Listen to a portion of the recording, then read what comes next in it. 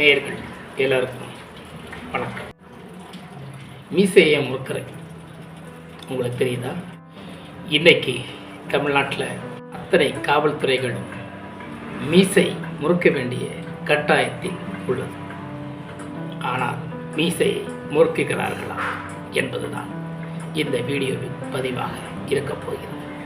நான் என்ன பேசப் போகிறேன் என்பது உங்களுக்கு நன்றாகவே புரிந்திருக்கும். இன்னைக்கு நடக்கின்ற பல அநீதிகளை நமக்கு எப்போதுதான் தட்டி கேட்க போகிறீர்கள். அப்படி ஒன்று முன்னோட்டத்தை தான் நான் இந்த வீடியோவில் பதிவிடப் போகிறேன். பெரிய பெரிய ஆட்கள் எல்லாம் நிறைய பேசியிருப்பாங்க. அவங்களால அளவுக்கு நமக்கு பேச முடியாது. நமக்கு தெரிஞ்ச சில பதிவுகளை தான் நமக்கு விட போகிறோம். அதையும் ஒத்துக்கிறேன். ஆனாலும் இந்த வீடியோ உங்களுக்கு பயன்படும் என்ற நம்பிக்கையோடு தான் இந்த வீடியோவை பதிவிட போகிறேன். வாங்க வீடியோக்குள்ள உயிரோடு உயிர் கோர்த்து வாழவா. சமீபத்தில் ஒரு பூகம்பம் கிளம்பியிருக்கிறது. டெல்லியில் 3 தமிழர்களை பிடித்தார்கள், வலை விரித்தார்கள், அவர்களை விசாரித்தார்கள். அவர்கள் போதைப் பொருளை கடத்தியதாக இதை பற்றி நம் இந்தியாவும் இல்லை தமிழ்நாடும் என்ன நினைக்கப் போகிறார்கள் என்பதற்கான விரிவான விளக்கம்தான் பதிவிடப் போகிறேன். சற்று சிந்திப்போம். எதற்காக வீடியோவை பதிவிடுகிறேன் என்றால், நம்ம தமிழ்நாட்டிற்கும் முக்கியமாக ஒரு கருத்தை சொல்லிடுறேன். நான் பேசுவது யாரையோ புண்படுத்தவோ யாரையோ குற்றப்படுத்தவோ இல்லை. பேச வேண்டிய சூழ்நிலைகள் அப்படி என்று புரிந்து கொள்ளுங்கள். அதைத்தான் முன்னோட்டமாக வைக்கிறேன். சட்டத்தின் கீழ் அடிப்படையில் பார்த்தால் ஊழல் என்ற ஒரு சரித்திரமான நாம் பார்த்து கொண்டு வருகிறோம். அப்படித்தான் இப்போவும் நடந்து கொண்டிருக்கிறது. அன்றாட வாழ்க்கையில் சமூகத்தில் சமுதாயத்தில் நாம் என்ன செய்ய போகிறோம் என்று பல தமிழர்களும் பல இளைஞர்களும் கெட்ட வழியை நாடுகிறார்கள் என்பதை முன்னோட்டமாக வைக்கிறேன்.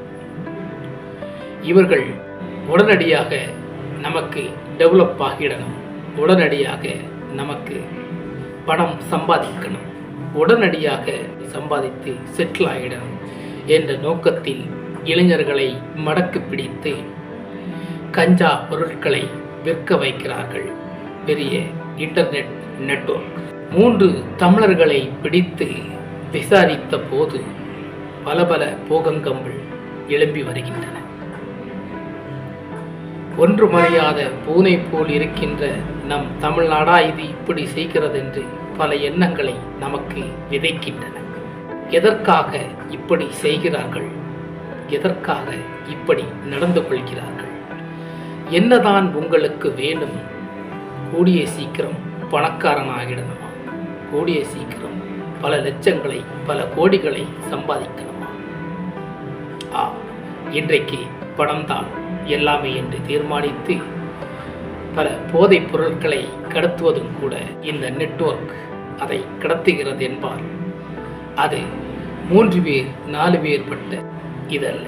ஒரு பெரிய தலைமையே ஒன்று உருவாகாமல் இப்பேற்பட்ட காரியங்கள் நடந்தெழும்ப சாத்தியமும் கிடையாது. அப்படித்தான் இருக்கிறது இவர். அதாவது ஜாபர் சாதிக் என்பவர் 2 படத்துக்கு இன்னைக்கு தயாரிப்பாளராக இருக்கிறார். அவராய் இப்படி பண்ணிவிட்டார் என்று நமக்கு தோன்றுகிறது அல்லவா? ஆமாம், அவர்தான் இதை செய்து கொண்டிருந்தார். இன்று தலைமறைவாக இருக்கிறார். அவரை கைது செய்வதற்காக நம் தமிழக காவல் படையினர்கள் போராடி கொண்டிருக்கின்றனர்.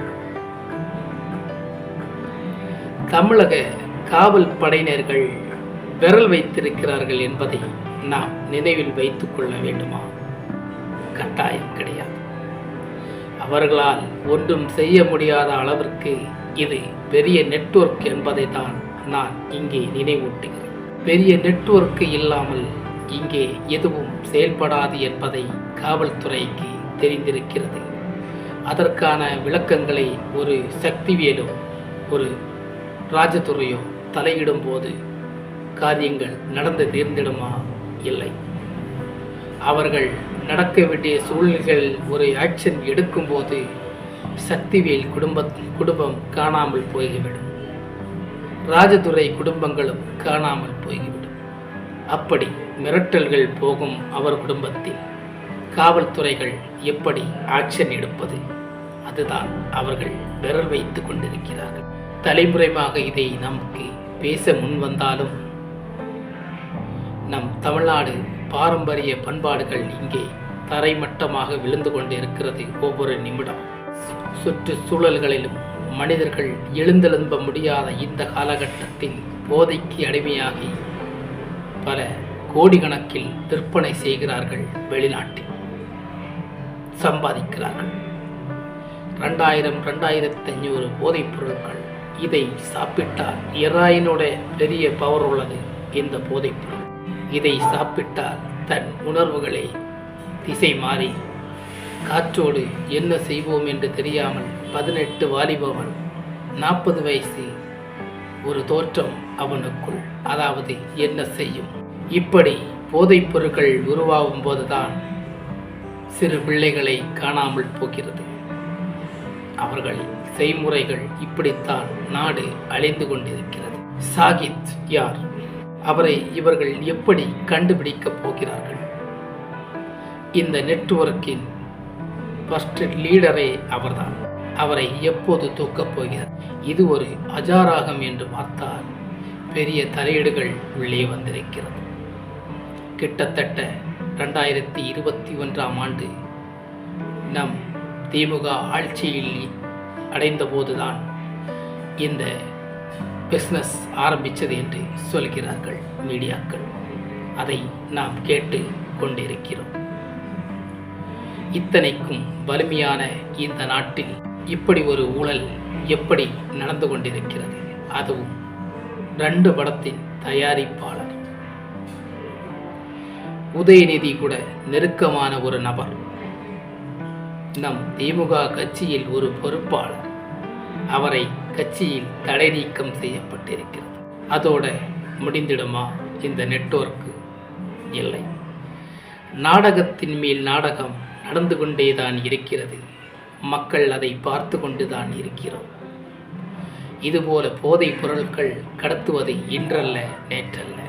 எத்தனை சினிமாக்களை நாம் பார்த்திருக்கிறோம், எத்தனை சினிமாக்களை நாம் கண்டுகளித்திருக்கிறோம், எத்தனை சினிமாக்களை நாம் நெஞ்சில் நிறைத்திருக்கிறோம். நம்ப முடியுமா அப்படி என்று சிந்தித்திருக்கிறோம். நம்புங்கள் என்று நேரிலே நடக்கிறது சம்பவம். நம்புங்கள், அதுதான் உண்மை. ஒரு பொருளை கடத்துவதற்காக ஒரு மனிதனை கொல்லுக்கூட வைத்தை கீறி உள்ளே வைத்து கடத்துகிறார். காலகட்டங்கள் மாறி வருகிறது. சாப்பிடும் மெடிசன் விளையாட்டு கடத்துகிறார்கள், அதுவும் காலம் மாறி வருகிறது. கட்டாய விதிப்படி இந்த உலகம் எப்படி போய்கொண்டிருக்கிறதை இப்போது சாகித் வழியாக நமக்கு புரிந்திருக்கிறது. இன்னும் எத்தனை தமிழர்கள், சாதாரண ஒரு தமிழன் டெல்லியில் பிடித்த 3 தமிழர்களின் வாய்மொழியாக வந்த விளக்கங்கள் தான் இது. இன்னும் சாகித்தை பிடித்தால் எத்தனை ஜாமான்கள் உள்ளே வரப்போகிறார்கள் என்பதை பொறுத்திருந்துதான் நாம் பார்க்க. இந்த போதைப் பொருள் கடத்தலில் காரணமாக அவரை கைது செய்த பிறகுதான் அடுத்த விளக்கங்கள் வரும். இன்னும் தலைமறைவாக இருக்கிறார். ஒருவேளை அவரை கைது செய்யாமல் கூட இந்த கேஸை முடித்து விடுவார்கள். அப்படியும் இருக்கிறது இந்த பெரிய நெட்வொர்க்.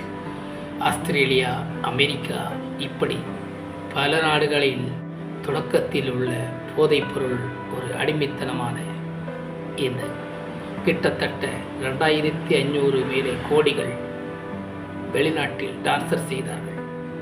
எத்தனை கோடிகள் உள்நாட்டில் டான்சர் செய்திருப்பார்கள் என்பதை நாம் சிந்திச்சு பார்ப்போம்.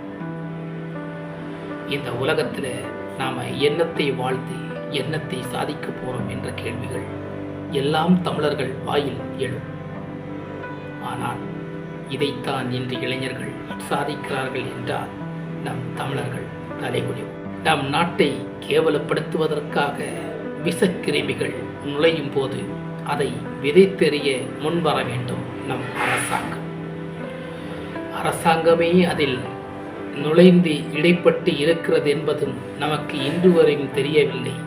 ஆனால் தெரிய வரும்போது அவரை தடை நீக்கம் செய்தவுடன் இவர்களின் இது முடிந்துவிட்டதென்று நினைத்து கொள்ள முடியுமா?